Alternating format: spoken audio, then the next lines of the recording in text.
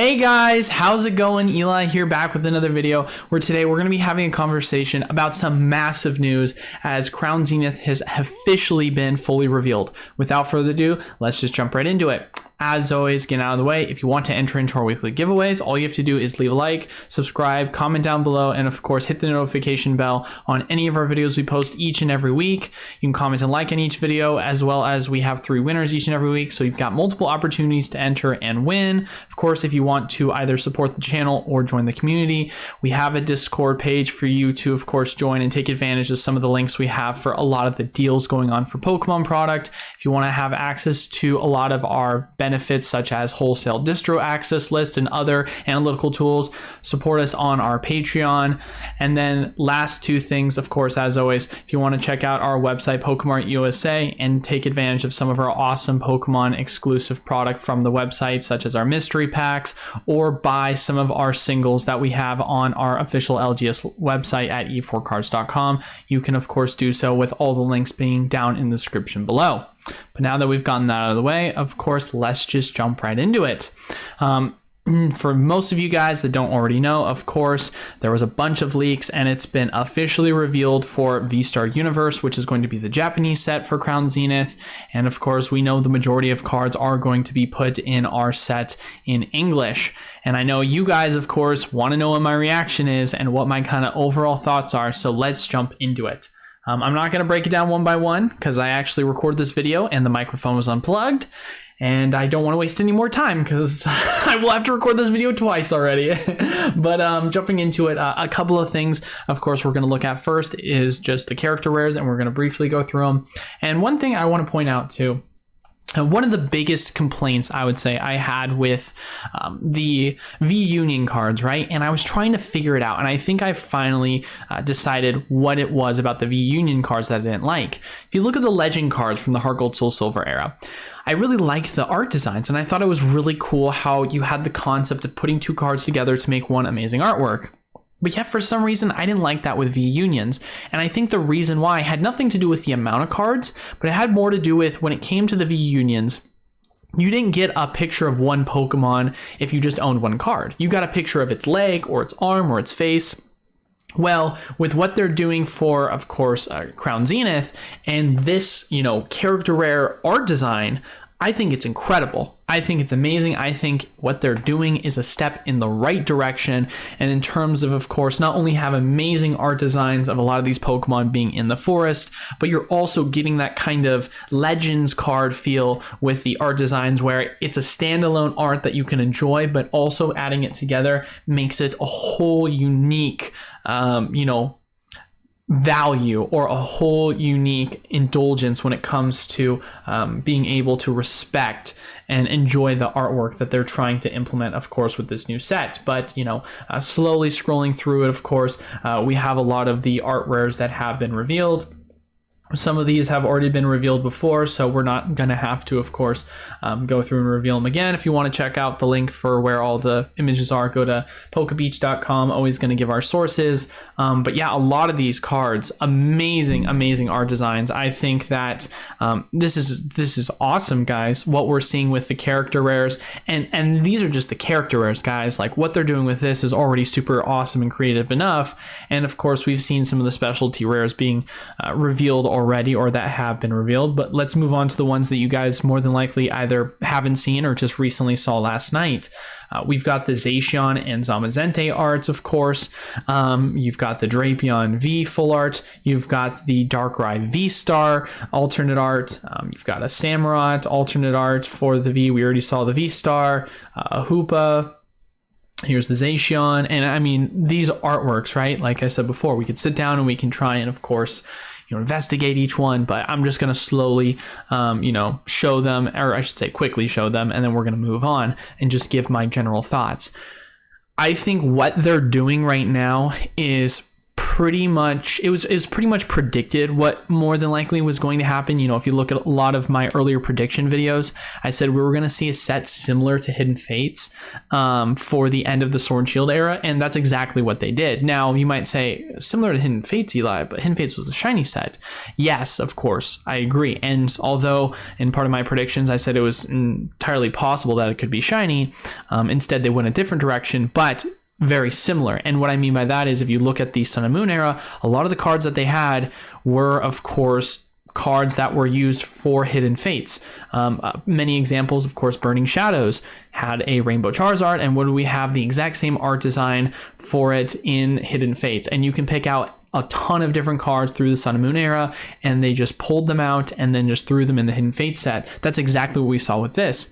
I remember when Astral Radiance came out, of course, with the Darkrai being on the Elite Trainer box, I said, awesome, we're going to have an alternate art Darkrai in the set. Never did.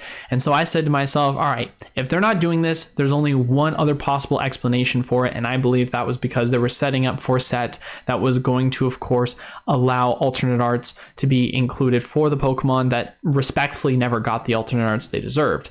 One of those being Darkrai. I said more than likely you're going to see it have a V-Star alternate art. So kind of nailed that prediction. A lot of other cards, of course, also had a lot of the same love. You can take a look at the Suicune from Evolving Skies. You can take a look at some of the other cards as well, such as Zacian Zamazenta from Celebrations. We were always expecting there to be an alternate art. Wouldn't make sense, of course, if you didn't have the main two cards from the set. Huba from Fusion Strike. And, so on and so forth. I could just keep going on and on and on about, the cards that didn't make sense. Now, there were some, I feel like, for example, Dragonite, that I said more than likely was going to get an alt art. So definitely am bummed about that, because when talking about Pokemon Go, one of the big things I mentioned was more than likely that this set, being as underwhelming as it was just setting up for, of course, alternate arts to be shown, such as the Mewtwo. And they didn't do that with the Dragonite. So definitely a little bummed about that. But, outside of that, what we're seeing so far with just the standard, alternate art Vs and V-Stars look amazing. They look awesome. They look great. And we haven't even shown some of the other amazing new card arts that they introduced, such as, we've always had standard full arts, but now we've got full art alternate arts. And we've seen some of these, but now, of course, they're fully revealed. And just the artwork that they're bringing with this is immaculate, to say the least. It was always, of course, people love waifu cards, people love full art cards, and full art card trainer specifically, but bringing the best of both worlds with both an alternate art and a full art trainer, chef's kiss. That's all I can really say to that, honestly, guys. Like, it's just awesome. It's amazing. Not to mention, as a Cynthia fanboy myself, it's hard for me not to, of course, love this art design. But I think there's a lot to love here too, because if you look at a lot of these cards, I mean, you've got Pokemon from Gen 4, you've got Pokemon trainers from Gen 4, Pokemon trainers from Gen 5, Pokemon trainers from Gen 8, from Gen 3. So, I mean, you've got you've got a lot to love here. And, it's a bummer. Gen 1 and 2 didn't get some love, but they will, of course, in the future for full art, alternate art trainers, or whatever we're going to start calling them. But this is incredible. Step in the right direction. Amazing art designs. There's just so much to love here, to say the least. And now here's where we get to the part where I just start to have a meltdown. Don't get me wrong, not the biggest fan, of course. You guys have heard my personal opinion on the Dialga and the Palkia designs for the new versions. Having been a Sinnoh fan myself and being hypercritical. Take that out of it. When you look at the art designs for these alternate art gold V-Star cards, when you understand the history of Sinnoh and what it's trying to represent, with Arceus being the god Pokemon, with Dialga being the Pokemon of time and space for Palkia, and then, of course, Giratina being kind of the dimensional, Pokemon, it's very much so represented in these art designs. And it gives you like a feeling of prehistoric creation almost when you look at it. And I feel like the detail of what these are trying to represent with the art designs and just the atmosphere that they're trying to submerge you in, or immerse you in, I don't know, however you want to put it.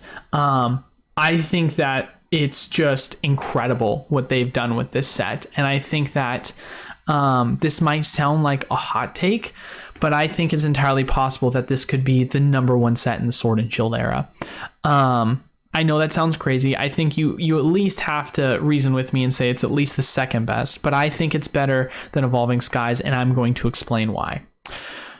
Number one, yes, although it doesn't have, of course, in this set, Rayquaza or a Lugia alternate art, it still has so many alternate art cards for you to love.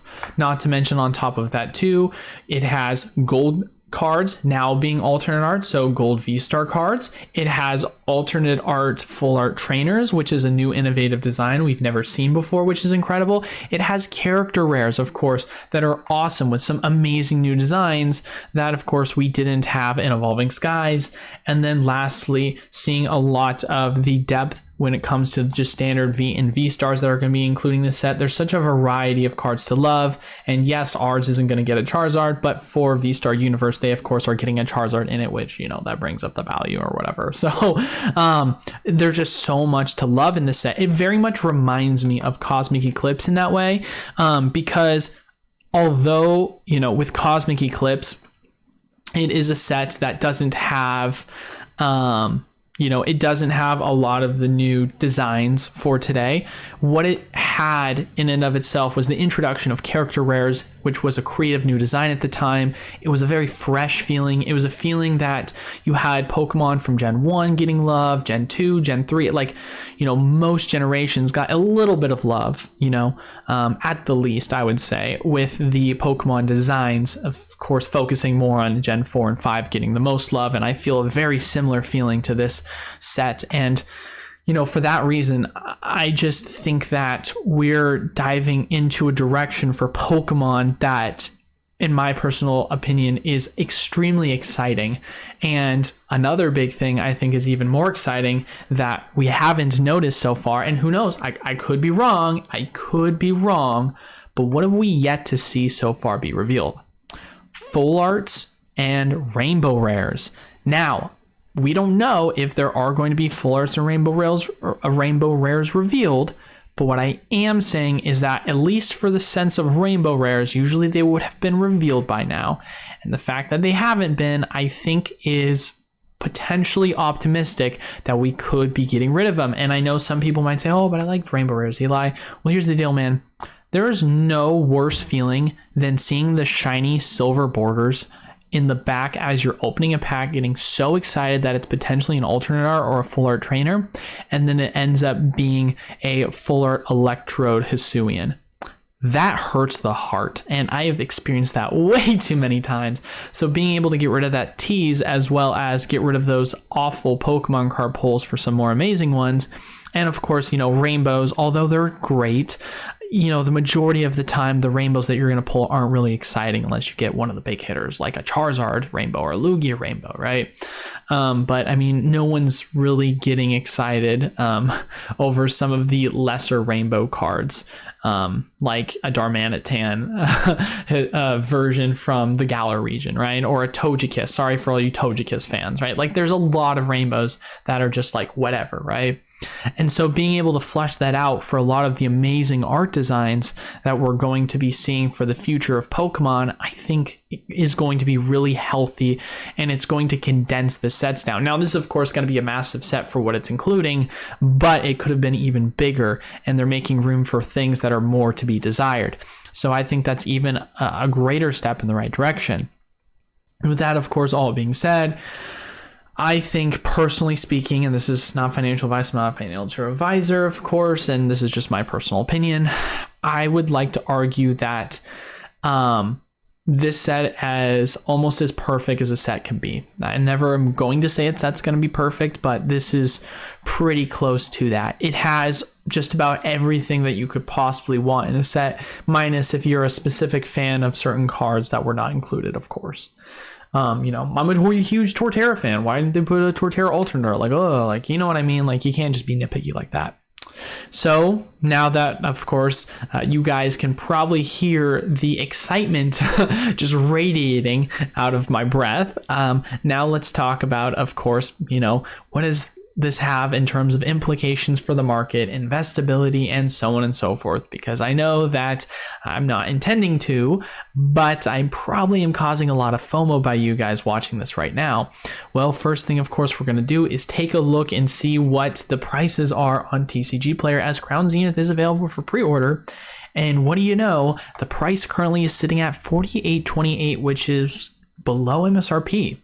And I think the reason for this is because this news is obviously very recent, and so we have yet to see an update for what more than likely is going to reflect the future price for a lot of Crown Zenith products. I'm not trying to say this to make people FOMO in, but what I am trying to say is when it comes to our channel, one of the biggest things we preach is being patient, and of course we're wrong on our assumptions. Dollar cost averaging is important. With that being said, now that we know how amazing the set is, and the fact of the matter that, personally speaking, I now feel as if it is undervalued, I think that it is a really good opportunity, and I don't think you're FOMOing in or rushing in if you can, of course, find prices for this item at $40, $45 or below or at MSRP. I think that's a great price. Of course, that includes taxes.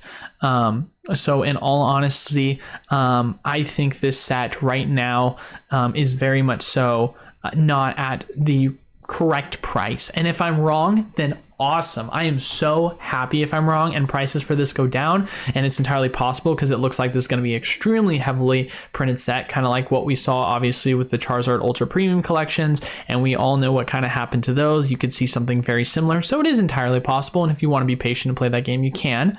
But of course, you know, looking at this in a long-term perspective, we know it's entirely possible that this could be one of the greatest sets we've ever seen. And I'm not trying to be hyperbolic when I say that. And the investability of that long-term will still be extremely strong. Taking a look, of course, at sets such as, you know, Evolving Skies, and seeing the fact that it's pushing 275 now in TCG Player. And as mentioned in my prediction before, it's more than likely going to hit 300 by end of year.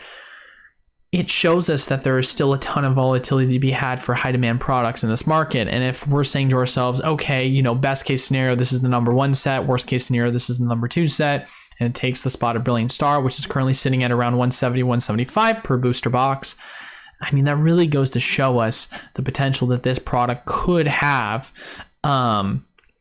And, you know, whether that, like I said before, not be realized as it gets overprinted, it will at some point be realized, and being able to take advantage of that at MSRP or lower if it does get closer to wholesale because it gets printed in the ground, it's going to be an amazing opportunity. Once again, not financial advice. I'm not a financial advisor, but what I am saying is that there's going to be some hopefully good opportunities in the future to get it at a good price. But as it stands right now, I think it is a really good price to take advantage of, because who knows what this could be in the run up to this set. As most people, once they start to see what's in this set, it's going to, of course, cause a lot of FOMO and panic, because this set looks absolutely immaculate, to say the least. So, and of course, we'll always keep you guys updated. If you want to check our Discord when we have links for amazing deals that other sites are offering for discounts on Crown Zenith pre-orders. But as far as it goes, we're going to wrap up today's video. As always, you want to enter into our weekly giveaways, make sure you leave a like, comment down below, and subscribe to the YouTube channel. Of course, hit that notification bell to stay up to date on all things PokemartUSA. Comment and like on each video so you get multiple entries. And then we've got 3 winners each and every week, so multiple opportunities to win. Lastly, of course, if you want to support the channel in any way, whether it be joining the Patreon and taking advantage of a lot of our awesome tools, and of course memberships that we have for those people wanting to get more affordable product and being able to get an inside scoop on investing, check that out. If you want to, of course, buy our awesome exclusive PokemartUSA product on our website, such as our mystery packs, check that out at PokemartUSA.com. And then lastly, if you want to help support the channel by checking out our LGS's website, e4cards.com, and checking our catalog out for a lot of amazing singles we currently have for sale. But as far as it goes, that is all for today's video. Thank you guys all so much for watching. Until then, I will see you all on Friday. Peace.